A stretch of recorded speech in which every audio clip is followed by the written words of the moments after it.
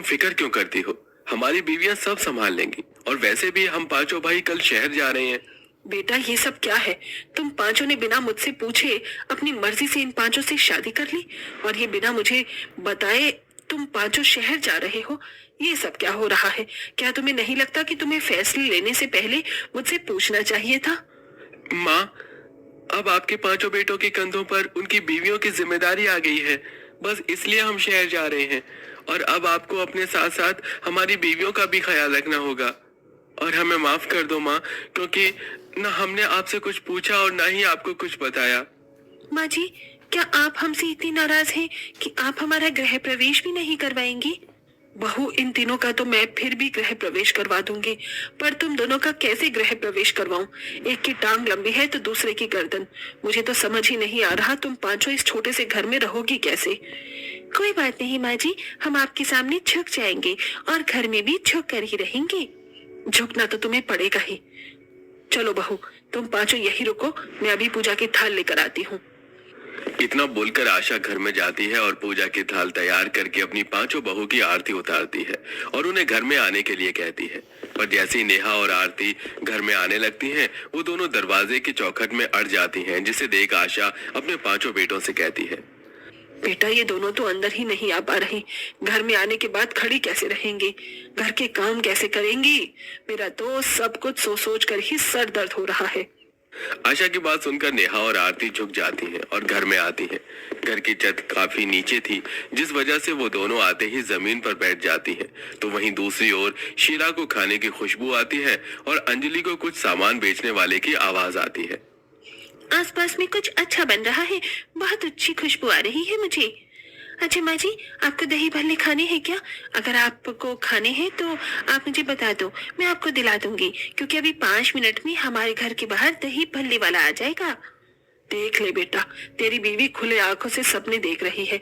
एक को खाने की खुशबू आ रही है तो एक को चूड़ी वाले की आवाज सुनाई दे रही है। आशा जैसे ये बात बोलती है कि सच में वहां पर दही भल्ले बेचने वाला आ जाता है, जिसे देख आशा अपनी पांचों बहू को बड़ी हैरानी के साथ देखती है। माँ जी, आप हम पांचों को ऐसे क्यों देख रही हैं? हमने कुछ गलती करी है क्या? बहू, मुझे लगा सिर्फ तुम पांचों दिखने में अजीब हो, पर मैं ये नहीं जानती थी कि शीला बहू और अंजलि बहू के नाक कान न सिर्फ लंबे हैं बल्कि बहुत तेज भी हैं। माँ, अब आपको समझ में आया हमने इन पांचों से क्यों शादी करी। आप इन पांचों की जिस कमियों को देखकर मुंह बना रही थी, हमने उन कमियों में इनका वो टैलेंट देखा है जो शायद किसी ने नहीं देखा। अगर देख लिया होता तो आज ये पांचों हम भाइयों की बीवियां न होती। रवि की बात सुनकर आशा कुछ नहीं बोलती और मुंह बनाकर घर से बाहर चली जाती है और घूमते घूमते आम के बगीचे में चली जाती है। आम के पेड़ से कुछ कच्चे आम तोड़ने लगती है, पर हाइट कम होने की वजह से वो आम तोड़ नहीं पाती।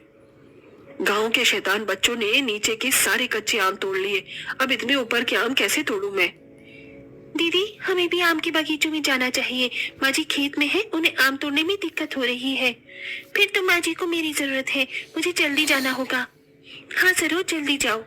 इतना बोलकर सरोज अपनी सास के पास जा पहुंचती है और अपने लंबे हाथों से सारे कच्चे आम तोड़ लेती है, जिसके बाद अंजलि आशा के साथ घर आती है और आम काट कर उसे सूखने के लिए रख देती है। अब इसी तरह से कुछ दिन बीत जाते हैं और एक दिन घर में एक भी खाली डिब्बे नहीं है, मिल ही नहीं रहे। मैंने सारे खराब डिब्बे पता नहीं कहाँ रखे हैं। मेरे पास इतने भी पैसे नहीं है कि मैं दुकान से जाकर डब्बे खरीद के ला सकूं।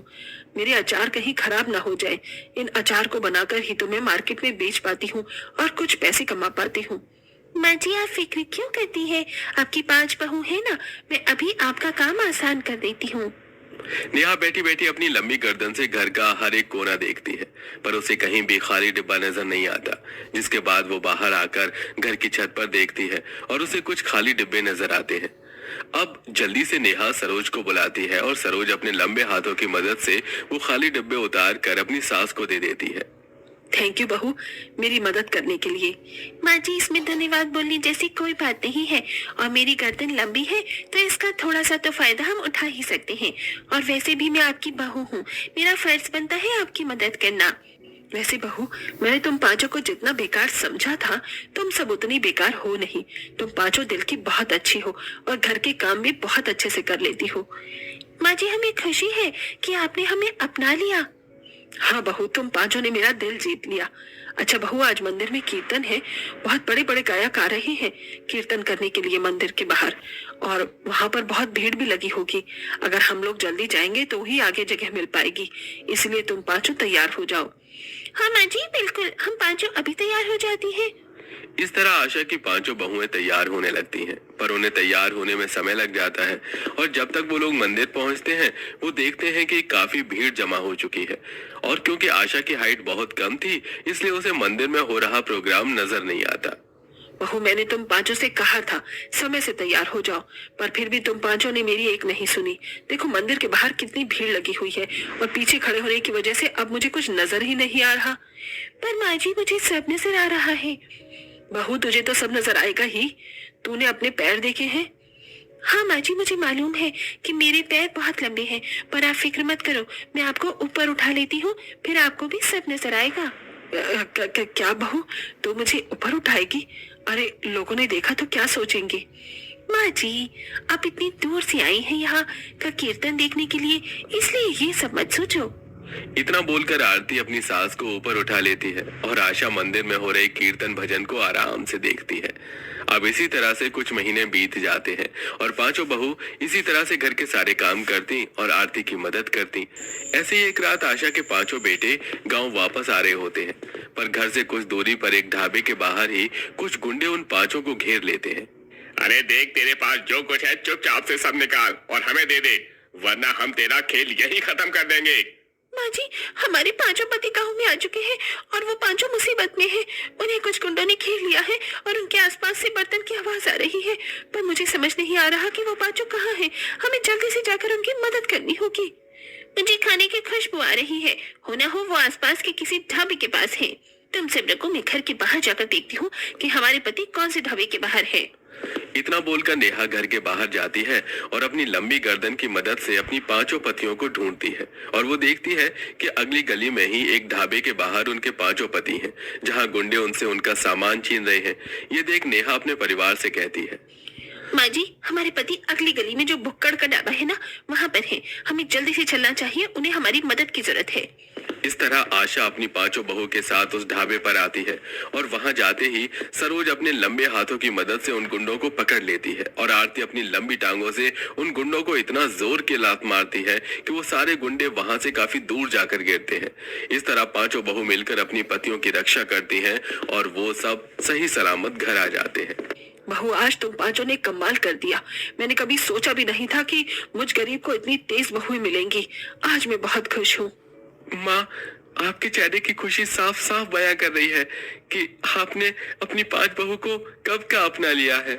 हाँ बेटा, मैंने अपनी पांचों बहू को अपना तो लिया था, पर अब मेरी पांचों बहुएं मेरी आंखों का तारा बन चुकी हैं। मैं अपनी पांचों बहू को सर आंखों पर रखूंगी। उस दिन के बाद से आशा अपनी पांचों बहू की बहुत इज्जत करती है और उनकी हर बात मानती है। तो वहीं आशा की पांचों बहुएं भी अपनी सास की खूब सेवा करती हैं। दोस्तों, आपको कौन सी वाली अनोखी बहू ज्यादा अच्छी लगी? उस बहू का नाम कमेंट करके जरूर बताइएगा।